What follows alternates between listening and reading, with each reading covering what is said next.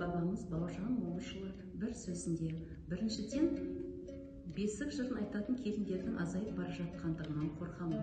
Екіншіден немересіне ертегі айтып беретін әжелердің азайып бара жатқандығынан қорқамын.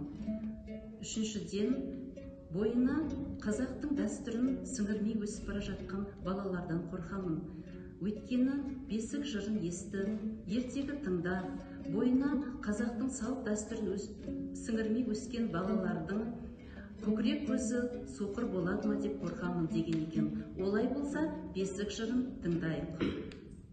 Ал мына баланы бөлген бесік жырын айтайық. Әлди, әлди, ақ бөпем, ақ бесікке жат бөпем, жылама балам жылама, жілік шағып берейін. Есейгенде ертерек, ертек айтып берейін. Алына келін бесікті алып жібер. Ал балалар, біз бүгін ертек айтайық. Біздің халық ауыз әдебиетінде біздің ертегілеріміз көп. Соның бірі жақсылық пенде жамандық ертегісін айтып берсем. Балалар тыңдаймыз ба? Иә. Баяғы өткен заманда екі жолдас болыпты. Біреуінің аты жақсылық, біреуінің аты жамандық болыпты. Екеуі жорыққа шықты. Жолда келе жатса, жамандықтың тамағы таусылып қапты. Тамағы таусылып қалғаннан кейін ол ашуланып, менің қарным аш, мен аштыққа шыдамаймын деп жақсылыққа айтыпты. Ол жақсылық, мен қарным аш болса, менің тамағымды бірлесіп жейміз депті. Екеуі бәрі бірге жақсылықтың тамағы таусылыпты.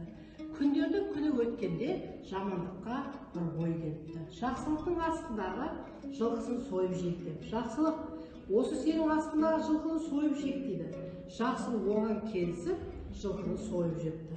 Ал енді жақсылық жерде жүріпті да, жамандық аттың үстіне жүріпті.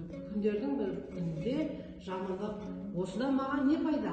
Ол жаяу жүр. Оны тастап кетейін деп, тастап кетіпті. Әже, ары қарай мен айтайыншы. Бұл нәрселерді есіме түсті. Ары қарай жақсылық кетіп бара жатқан кезде бір лашыққа кездесіп көрініп қалады. Сол лашықтың ішіне кірсе, бір қазан ет пісіп тұр екен. Жақсылық оны бір қолмен тартып жегенде, жеді де шатырға мініп кетіп қалды. Сол кезде үш жануар келді. Түлкі, қасқыр және де аю. Сөйтіп, ол қазандағы сорпаның бәрін ішіп, түлкі айтады. Ана жерде ханның қызы ауырып жатыр дейді. Оған кім қозының бауырын берсе, жазылып кететкен. Ал соны кім жазылса, оған қызын беріп, және барлық байлығын береді деп айтты дейді. Оны жақсылық есте сақтап қалып, азанда сол ханның қызына барады. Қозының бүйрегін тауып, ханның қызын емдеп, соншама байлыққа өзі игереді. Күндердің күні өтіп, жақсылықтың алдына бір күні жүдеген, үстіндегі киімі тозған жамандық келіпті. Баяғы өзінің жасаған істеріне жаңағы уайымдеп.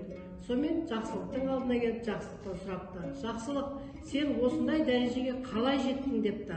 Сонда жақсылық айтыпты. Мына орманның арасында жүрсем бір лашық кездеседі. Соның ішінде бір ет пен сорпа бар дейді. Соны тек қолымен татып көріп, шатырға мініп жатып ұйықта дейді. Сол кезде түлкі, қасқыр, аю келеді дейді. Соның әңгімесін тыңда деп айтады екен. Ал сөйтіп барып, оны тыңдап, жақсылық, жамандық барады да, ол барлық етті жеп қояды. Сөйтіп шатырдың төбесіне барады. Сол кіргеннен кейін қазандағы еттің жоқ екенін біледі да, түлкі, осы жерде тағы басқа бір адам бар ма деп күмәнданады. Сөйтеді де, үшеуі де үйдің төбесіне шығады. Үйдің төбесіне шықса, ол жерде жамандық жатқан болады. Үшеуі де жамандықтың істеген тірлігіне ашуланып, үшеуі де жамандықты жеп қойыпты. Балалар, бұндағы ертектің негізгі мақсаты, барлық уақытта біз досымызды не істеуіміз керек балалар? Сыйлауымыз керек. Достығымызды барлық уақытта арттыруымыз керек.